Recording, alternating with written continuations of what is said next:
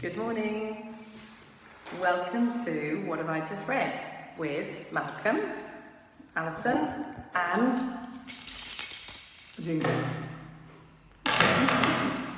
Blue, red, very colourful. we're very blue and red today. Okay, so what have we just read? Ezra, carrying on with Ezra, and lots of very unpronounceable names. Politics. Yes, because yesterday they were saying, weren't they, they were sort of getting in the way of stopping them build the temple, and now they've written a letter. Yeah, the Jews had come back from Babylon, from exile. They'd been sent back by the Persians who'd taken over the Babylonian Empire. They'd come back.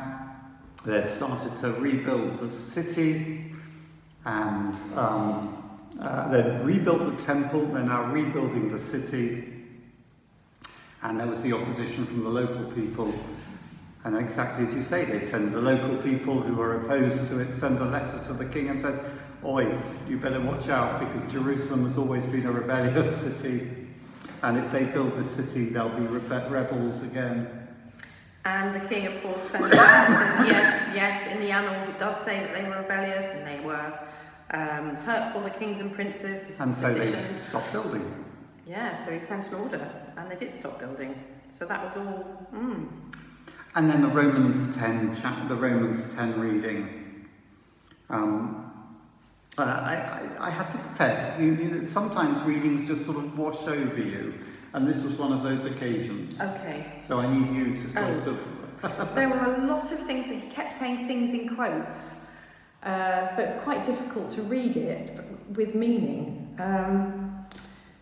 I think isn't it? He's sort of doing this sermon almost. It's like he's and quoting things. I think he's saying this whole issue that he's dealing with of both the Jews to whom the promises were given, and he's saying, you know, the whole part of the whole argument of the letter is, has God given up on his promise to the Jews? You know, and he says, no, of course God hasn't given up on his promise to the Jews. What he's done is he's sort of fulfilled that promise to the Jews by widening it up to the Gentiles. You know, there's no distinction between Jew and Greek. The same Lord is Lord of all and is generous to all who call on him, for, and I quote, everyone who calls on the name of the Lord shall be saved. And this thing about how are people then? How can people do that? And he says, well, blessed be the people who go and preach. You know, blessed are the preachers, blessed are those who tell others about the Lord Jesus, because faith comes when people hear the word about Jesus and respond. And what is it? Yes, and yeah. But yes, I there were lots of questions he was saying, but I asked, have they not heard? Again, I asked, did Israel not understand? So, that's the point. The Gentiles have started to believe, and the Jews have not believed. And so again he's wrestling with this question, has God then ratted? Has God then abandoned the Jews? And he says no. And later on the argument's going to develop. In fact, God has called the Gentiles into his covenant in order to make the Jews feel jealous, so that they suddenly say, hang on a minute, the Gentiles are discovering forgiveness of sins and freedom in God and intimacy with God. Right.